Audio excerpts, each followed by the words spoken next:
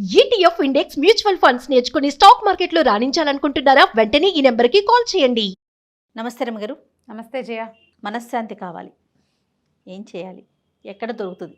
బజార్ వెళ్ళి కొనుక్కోవటమే.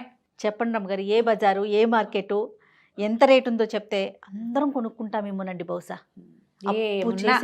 అప్పు చేసైనా కొనేసుకుంటామేమో అనిపిస్తుంది నాకైతే. చాలామంది దగ్గర వింటామండి అబ్బా మనశ్శాంతే లేదని, కానీ ఏదో ఒక సందర్భంలో మనం అందరం కూడా అంటామేమో ఆ మాట కదండి. అవును. ఏంటి రమ్మగారు, ఇది ఎందుకు లోపిస్తోంది? ఏం చేయాలంటే అసలు మనకు మనశ్శాంతి అవసరమే లేదు జయ. మన పని మనం చేస్తే ఏముండదు. ఈ మనశ్శాంతి లేదు, చిత్తశాంతి లేదు, ఇలాంటివి ఎప్పుడు వస్తాయి మనకి? మనం కొలాప్స్ అయిపోతుంటే, చేయలేకపోతుంటే, ఓవర్లోడ్ అయ్యామని ఫీల్ అయితే, అవటం కాదు, మనం ఫీల్ అవుతాం. ఇది కరెక్ట్.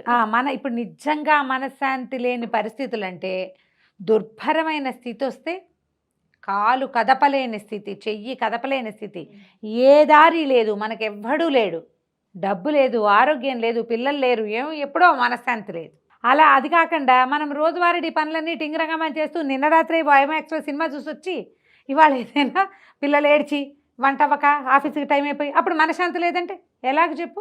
అవును, అంటే మనశ్శాంతి కూడా మీరు జెన్యూన్ కాజ్ ఉండాలంటారు. ఎస్, జెన్యున్ కాజ్ తోటి మనశ్శాంతి లేకపోవటం అంటే వేరే కథ. మనం అందరం మనశ్శాంతి కోసమే వెతుకుతాం.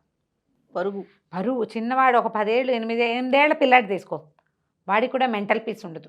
వాళ్ళ అమ్మ తిడుతుంది, నాన్న తిడతాడు, నాయన మీద ఉంటుంది, స్కూల్లో ఏదో ప్రాబ్లము, పక్కవాడు విసిగిస్తాడు, పుస్తకం పోతుంది, వాడికి ఐస్ క్రీమ్ ఇష్టం, వాళ్ళ అమ్మ కొన్నంటుంది. డాక్టర్ దగ్గరికి వెళ్తే ఆయన ఐస్ క్రీమ్లు తినకూడదంటాడు, డాక్టర్ గారి పేరు చెప్పి బెదిరిస్తుంది, హాస్టల్లో వేసేస్తా అంటుంది. పాపం వాడికి మెంటల్ పీస్ ఏది పిల్లాడికి? లేదు.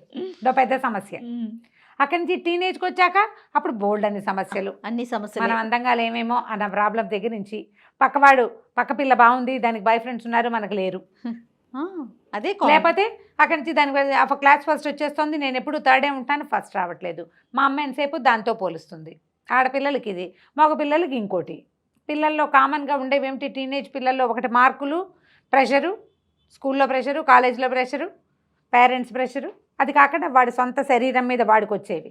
వాడికి మెంటల్ పీస్ లేదు, మనశ్శాంతి లేదు పాపం. ఉద్యోగాలు రాకపోతే మనశ్శాంతి ఉండదు, వచ్చాక సరిగ్గా పెర్ఫార్మెన్స్ లేకపోతే మనశ్శాంతి ఉండదు. అదొక బ్రహ్మ పదార్థం, దాని మీదే మనం మాట్లాడుకుంటాం. మనం చెయ్యాల్సింది సరిగ్గా చేసి ఏదైనా ప్రాబ్లం వస్తే దాన్ని హ్యాండిల్ చేసేందుకు కావలసిన క్షమత ఉంచుకుంటే మనశ్శాంతి ఆటోమేటిక్గా వస్తుంది. పట్టాభిరామ్ గారిది ఓ పుస్తకం చదివాను నేను. అయితే ఆయన ఒక మనశ్శాంతి గురించి ఒక కథ రాశారు. సొంత కథ కాదనుకుంటా, పురాణ గాథ అని చెప్పారు. పూర్వం అట్ట దేవుళ్ళు మొదట మనం ఎవరైనా లేనప్పుడు చాలామంది దేవుళ్ళు ఉండేవాళ్ళు, వాళ్ళకి ఏం పని పాట ఏమి ఉండేది కాదు. ఏముంటాయి దేవుళ్ళకి పనులు? మనం ఎవరైనా లేమప్పుడు, ఈ భూలోకం ఉంటేనే వాళ్ళకి పని. ఖాళీగా ఉండేవాళ్ళు, ఎంతో స్వర్గానందాన్ని అనుభవించేవాళ్ళు, హాయిగా ఉండి ఉండి విసుగు పుట్టింది మనకు కూడా. చూడు, పని లేక మనశ్శాంతి ఉండదు మన. అవునవును, ఏ పని లేకపోతే వ్యాక్యూము, పని కల్పించుకోండి అని చెప్తాం మనం కదా. అవును, ఖాళీగా ఉంటే వ్యాక్యూమ్ ఉంటుంది. ఈ దేవతలంతా ఈ వ్యాక్యూమ్ని భరించలేక, క్రమంగా ఒత్తిడి భరించలేక చచ్చిపోతాము.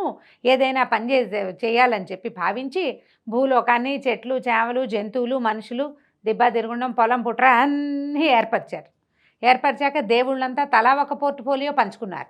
మొక్కలకొకడు ఒక దేవుడు, దేవతల గొడ్లకు ఒక దేవుడు, జంతువులకు ఒక దేవుడు, పొలాలకొకళ్ళు, భూమికొకళ్ళు, పుట్రలకొకళ్ళు, ఇట్లా తలా ఒకటి పంచుకున్నారు. ఒక్కో దేవుడి దగ్గర 2-3 పోర్ట్ఫోలియోలు కూడా వచ్చినాయి. అంత లిస్ట్ రాసి ఈ లిస్ట్ 2 నువ్వు తీసుకో, 3 నువ్వు తీసుకో అని పెట్టుకున్నారు. పెట్టుకున్నాక ఒక పదార్థం మిగిలిపోయిందట. అదేమిటంటే మనశ్శాంతి. ఈ పదార్థాన్ని నువ్వు తీసుకో అనుకున్నారు.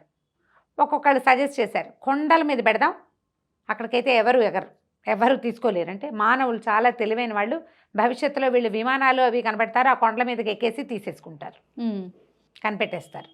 కనిపెట్టకూడదు. లేకపోతే సముద్రాల్లో దాచిపెడదామని ఇంకొకళ్ళు సజెస్ట్ చేశారు. వాళ్ళు ఏం తెలివి తక్కువ వాళ్ళ? రేపొద్దున మానవులు ఏం చేయబోతారంటే షిప్పులు, సబ్మెరైన్లు కనిపెడతారు, అగాధంలో ఉన్నా కూడా తీసేస్తారు. కాబట్టి ఇది కూడా తీసేస్తారు. పాతి పెట్టినా తవ్వేస్తారు. పాతి పెట్టాం భూమిలో, వీళ్ళు ఎక్కడెక్కడి మైన్స్ లాగేస్తున్నారు మన వాళ్ళు. భూమిలో ఇంత ఇనుము ఉందంటే చాలు, దాని మీద కోట్ల కొద్ది వ్యాపారం జరుగుతుంది, 100 కొద్ది ఎకరాలని తవ్వి అవతల బారేస్తారు. ఏం చేద్దాం?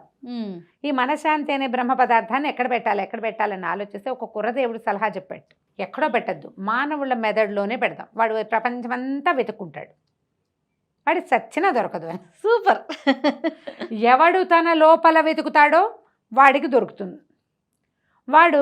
వాడి మనశ్శాంతే వాడి పొందుతాడు.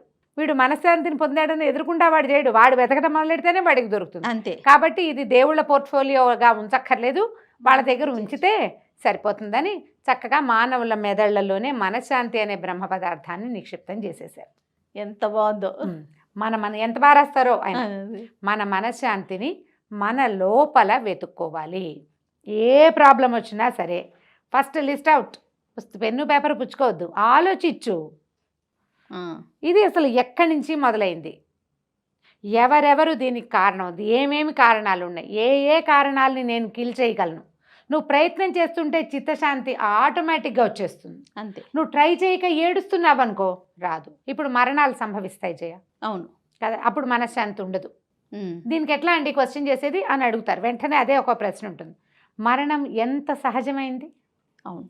ఈ పూట దుఃఖం, రేపు దుఃఖం, ఎల్లుండి, ఎన్ని రోజులు దుఃఖం. నేను నిద్ర ఆగదు, ఆకలి ఆగదు, ఆవలింతలాగవు, ఎక్కిళ్ళాగవు, ఏమాగుతాయి, ఏది ఆగదు, రోజు ఆగదు. మెల్లిగా ఆలోచించుకుని ఈ వ్యక్తి లేకపోతే వచ్చే లోట్లని మనం ఫుల్ఫిల్ చేద్దామని ట్రై చేస్తే ఆటోమేటిక్గా పెద్ద మనసంత్రమని కొంచెం క్రమంగా మనం దారిలో పడతాం. వ్యాపారం కుదేలైపోయిన వ్యాపారాన్ని దాన్ని ఎట్లా సెట్ చేయాలి అని మనం ఆలోచించుకోవాలి. కానీ రైస్ పుల్లింగ్ లాంటివి ట్రై చేస్తామంటే కదా, ఎక్కడ పోయిందో అక్కడ కదా వెతకాలి. అంతేనా? అవునండి. మనశ్శాంతి కూడా మన మనసులోనే పోతుంది, మనసులోనే వెతుక్కోవాలి. ఇలా ట్రై చేస్తే మీ మనశ్శాంతి కోసం మీరు ఎక్కడికి వెళ్ళక్కర్లా. దీనికోసం మనం ఏం చేయొచ్చు, ఒక 3-4 రకాల పద్ధతుల్ని పాటించవచ్చు. ఒకటి స్పిరిచువల్ది, భగవంతుడి వైపుకి వెళ్ళటం, దేవుడి ఏదైనా దేవస్థానాలు చూడటము, ఏదైనా పూజ చేసుకోవటం, అటువైపు మార్చుకోవటం. లేదా ఫిజికల్గా కొంచెం మీకు బాగా స్ట్రెస్ఫుల్గా ఫీల్ అవుతున్నారు, బాగా నడవండి, ఎక్సర్సైజ్ చేయండి, కొండలు ఎక్కండి, ఎక్కడికైనా నడిచి వెళ్ళండి. మెల్లిగా ఫిజికల్గా కొంత మనం యావిగేట్ అయితే కొంచెం తగ్గిపోతుంది. తర్వాత ఎమోషనల్గా దేనితోటైనా అనుబంధం పెంచుకోండి. కొత్తగా ఇంట్లో ఎవరో మరణించారు, ఇంట్లో ఒక కుక్క పిల్లనో పిల్లి పిల్లనో తీసుకురండి. లేదా ఎవరో దూరపు మేనత్త మా ఇంటికి వచ్చి ఉండు, పెద్దదానివి, మా ఇల్లు ఖాళీగా ఉంది, మా నాన్న అమ్మ లేక మాకు బాధగా ఉందని ఎవరైనా వాళ్ళతో ఎమోషనల్గా కనెక్ట్ అవ్వండి. ఒక రిలేషన్ని బిల్డ్ చేసుకోవటం ఏదైనా సరే. తర్వాత మెంటల్గా అంటే మనం ఏం చేయాలి ఆలోచించుకుని మన కోసం మనం ఏదైనా ప్రాణాయామం చేయటం, శరీరంతో చేయగలిగే శ్రమ చేయటం, శ్వాసల మీద ఆసక్తి చూపిస్తూ వాటి మీద కొంచెం ఆలోచించుకుంటూ వాటి మీద కనుక మనం వర్కౌట్ చేసినా కూడా మెల్లిగా inner peace, plenty of oxygen ఇస్తే ఇన్నర్ పీస్ కనపడడం మొదలు పెడుతుంది. రాదు, వచ్చేదు, మొదలు పెడుతుంది. క్రమంగా మీరు అందులోకి వెళ్ళటం మొదలు పెడతారు. మనని మనం తరిచి చూసుకోవటం ఒకటి అలవాటైతే మనశ్శాంతి ఎక్కడో ఉండదు, అంతే, లోపలే ఉంటుంది. అంతే. సూపర్ రమ్మ గారు. నమస్తే. నమస్తే.